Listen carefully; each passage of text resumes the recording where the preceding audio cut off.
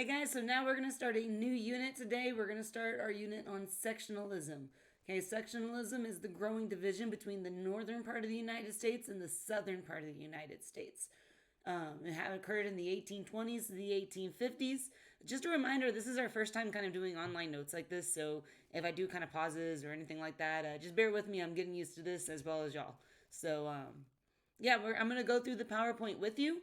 I'm going to read the notes along, give a little bit of explanation along the way, and this should help you answer any questions you may have. But if you still have any questions, please don't forget to jump into our Hangout sessions that are going to be coming up at certain times during the day. So let's go ahead and jump right into these notes. So the TEKS that we're going to be identifying is TEKS 8.1a.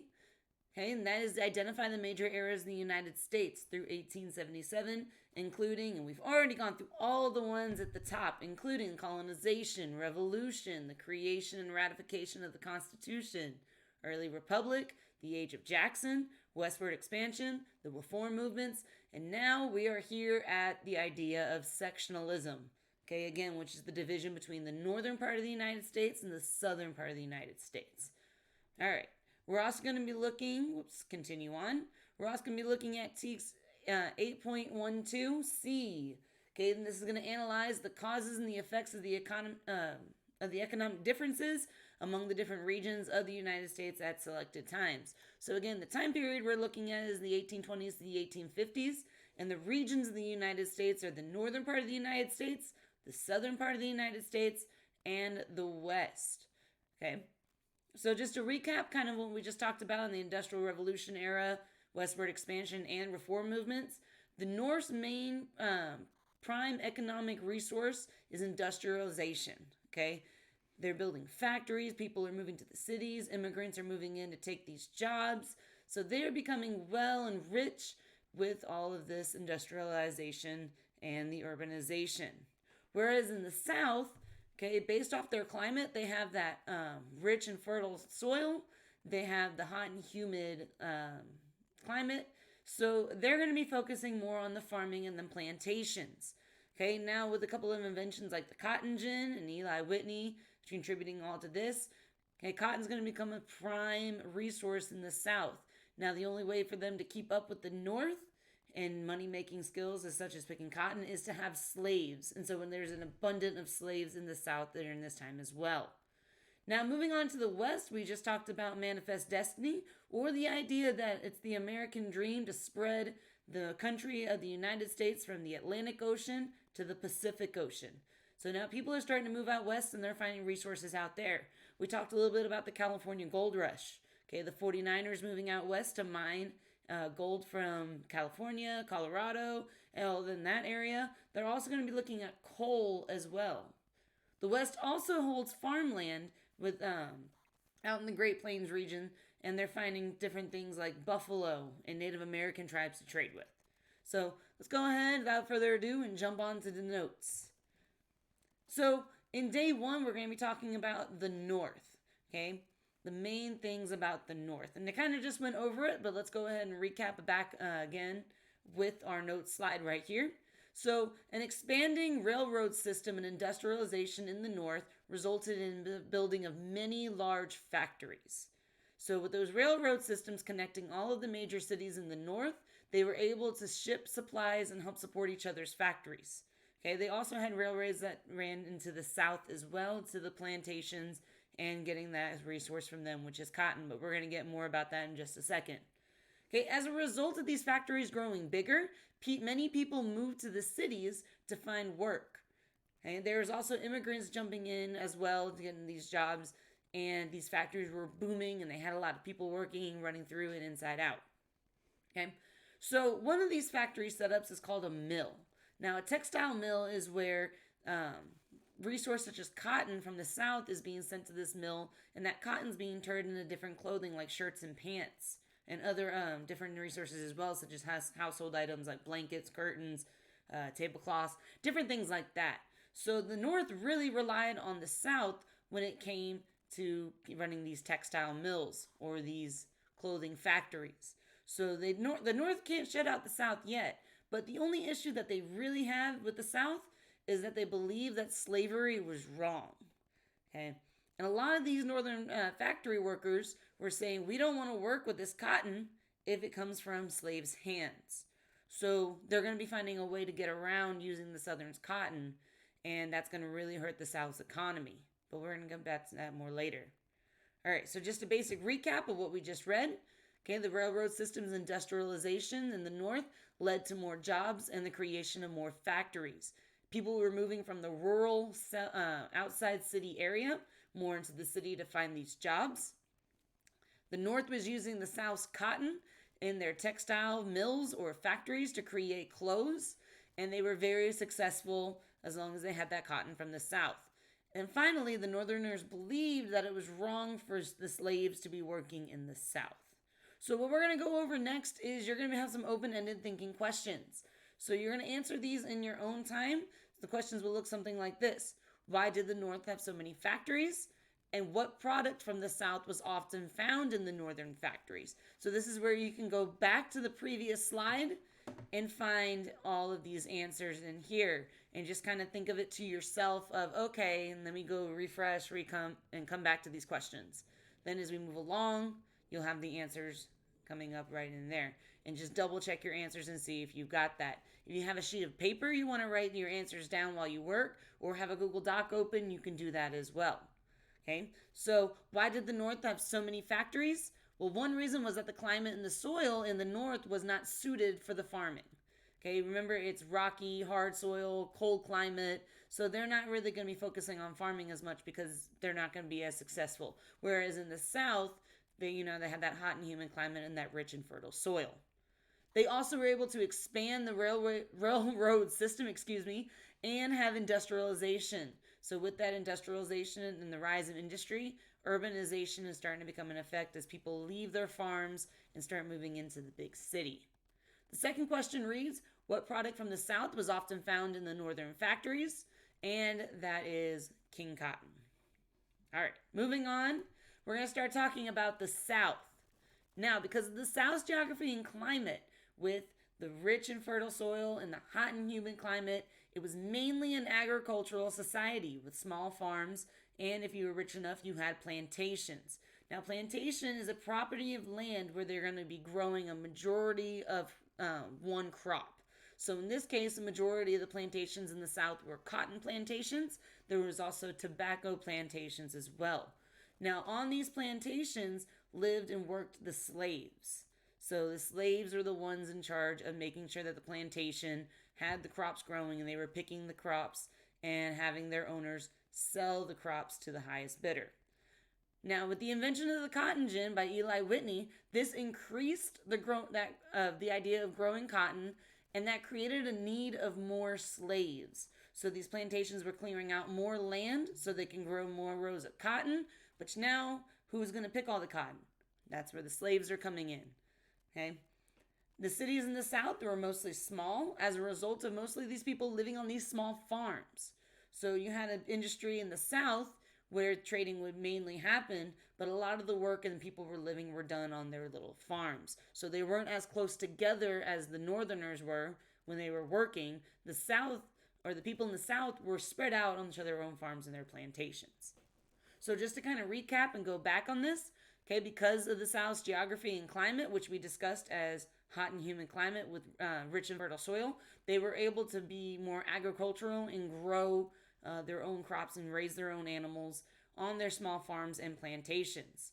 Now, with the invention of the cotton gin by Eli Whitney, they were able to grow more cotton, but because of that, they also needed more slaves to come in and work on those plantations and farms. And all the people who lived in the South, they didn't live in one giant city like the people in the North. They were spread out in their different farms and plantations. All right, so open-ended thinking questions. I keep wanting to say questions on the left, because technically that's what that is, but let's go ahead and get back on track on this. Open-ended thinking questions. Why was the South mainly an agricultural society? We talked about that point. And what was the most important crop grown in the South? Now, you can either pause this video right now and go back and look at the answer, or we can just continue and move on. So remember, you can go back and double look and see, or look over here. Okay?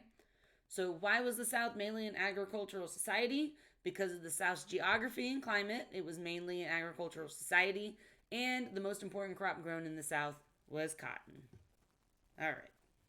We're going to go right on ahead to the next notes in the slide, which is states' rights.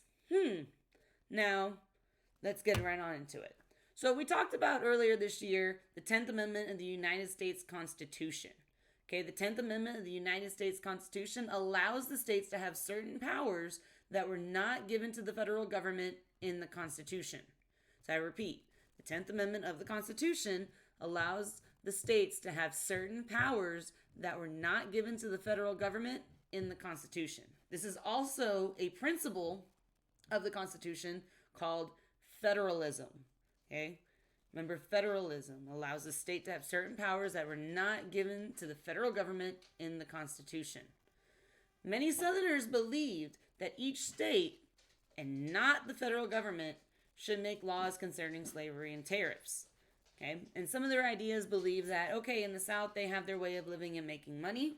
Hey, girl. Come here. Sorry, something's happening out there. Okay? Aria, hush. Okay? So, the things with the South is, their economy and their way of living isn't the same as the North. Now, the capital of the United States, Washington, D.C., okay, they were kind of in the middle. They're mostly in the southern part, but they had more of the northern ideas and things, such as the idea of slavery and those tariffs. So anything that they passed was more so towards the north and not so much the south. And that made the Southerners very angry. Okay? So one man named John C. Calhoun, this is him right here, his beautiful picture. Okay, he advocated the theory of nullification. Okay, which states that, which held that each state had the right to not obey the federal laws and even succeed from the United States if the state wanted to. So he was more siding towards that south side because, hey, if the economy is going to be more lenient towards, if the government is going to be leaning towards favoring the North's ideas and not paying attention to the South, are we really a part of this country? Shouldn't we be treated the same and have our ideas heard? And, they can start thinking about how we run and, how we're making our money. Well, they didn't think that way. So John C. Calhoun came up with the theory of nullification. And he said that you guys have a right to say, we don't want to follow your laws. And if we are going to be treated like this, why don't we just succeed and create our own country apart from the United States if you're not going to let us do our own thing? Okay? So again, this kind of ties back into that federalism idea where, according to the 10th Amendment and the principle of federalism, it allows the state to have certain powers that were not given to the federal government in the Constitution. Okay? So again, the Southerners believe that each state, not the federal government, should make the laws concerning slavery and the tariffs. And one of the main advocates for this is John C. Calhoun, who stated that the theory of nullification held that each state had the right to not obey the federal laws and even succeed from the United States if the state wanted to. Okay, now we're going to be looking at an excerpt from John C. Calhoun, okay, where he talks about this. John C. Calhoun, he reads, "The union next to our liberties is most dear. May we all remember that it can be preserved by respecting the rights of the states and distributing equally the benefits and the burden of the union." Okay? And he takes all this talk from the Constitution of the United States and the 10th Amendment, which is written right down here. The powers not delegated to the United States by the Constitution, nor prohibited by it to the states, are reserved to the states respectively or by the people. So that's where he's kind of making that match in right here. Okay, the union next to our liberties is most dear. And may we all remember that it can only be preserved by respecting the rights of the states. So the rights that he's talking about here, okay, the rights of the states is the South allowing it to keep slavery. Okay, because if the North says they don't want slavery, the government's going to be like, oh, well, the North said no slavery, so we got to do that. But the South, to have those slaves, that's going to help the Southern economy, which is already poor at this time, which we've learned that the South is already poor. So, yeah. All right. So, That's John C. Calhoun. That is the theory of nullification. Let's go on to our last open-ended thinking question of the day, which is, should states be required to obey laws made by the federal government? This is an opinion question. You can think it out loud. You can answer the question to your pet. So like, hey, Sansa, wake up. Okay, that's Sansa, by the way. Should states be required to obey laws made by the federal government? And then, you can, see, she thinks all dogs should have naps every single day. Well, guess what? She already gets all that. So, okay. So you can ask and answer questions to a family member, to your pet. If you want to speak that out loud, if you want to write your answer down, you can write your answer down. Okay? Question number 2 states, what did John C. Calhoun think about this issue? So you can go back and look at the notes about John C. Calhoun and give your answer from there. Okay, so we know that John C. Calhoun advocated for the theory of nullification, which held that each state had the right to not obey federal laws and even succeed or break away from the United States. So, yeah, that's it. All right, so there are going to be a couple of videos here on the PowerPoint. You can watch them at your own time. I'm not going to play them from here because I don't think this program is also going to share the audio of the video. So I'm using a special program. Oh, hi, puppy. She's been really active in here and watching me kind of do my things, and the other one too. Amia. So, yeah, if you hear me talking to Sansa or Arya, those are my 2 dogs that just, they're clingy and they're happy. So, back to history though. So, all right, so we're done going through the notes. I am done explaining everything that is going on. So what you're going to do is you're going to log into your Google Classroom using clever.com, which you've already done because that's how you're seeing this video. You're going to complete day 1 spiral and day 1 assignments. Okay, spiral day 1 is going to be titled Sectionalism, and assignment day 1 is Sectionalism era, North versus South. You're going to do these assignments. Now, the way I'm going to be doing assignments is, and sorry, this video is going to be a little bit longer than normal, so just bear with me. The way that assignments are going to be worked, you're going to get a spiral, an assignment, and a note video like this one every single day. Every single day, you're going to get a video about the notes, spiral day 1, assignment day 1. You're going to go through and you're going to do the spiral and the assignment after you watch or read the notes. I would like for you to watch them, but if you are more of a reader and you don't want to hear me ramble on, hey, that's fine too. You can read them. They're going to be up there for you to read. Okay? So just make sure that after the Google Forms are submitted and turned in and you get your grade, go ahead and hit turn in the Google Classroom. Okay, there's going to be a little button with that assignment and just hit turn in if it doesn't turn in automatically. If it does it automatically, disregard what I just said about turn in and have a great rest of the day. So, all right. All right, guys, thank you so much for tuning in. And I'm going to be coming back in tomorrow with our next set of notes, which is going to be on, boom, coming up here. Keep moving on. I need to really edit this out. Anyway, we're going to be coming up, and the next topic is going to be about the Compromise of 1850. So, again, please stay healthy. Please get your assignments done. Each assignment is due by Friday. So, all this week's work is going to be due by Friday. So, go ahead and get today's work done today so you have less work to do tomorrow and the rest of this week. So, all right, guys. Miss y'all. Take care. Have a great day. Bye.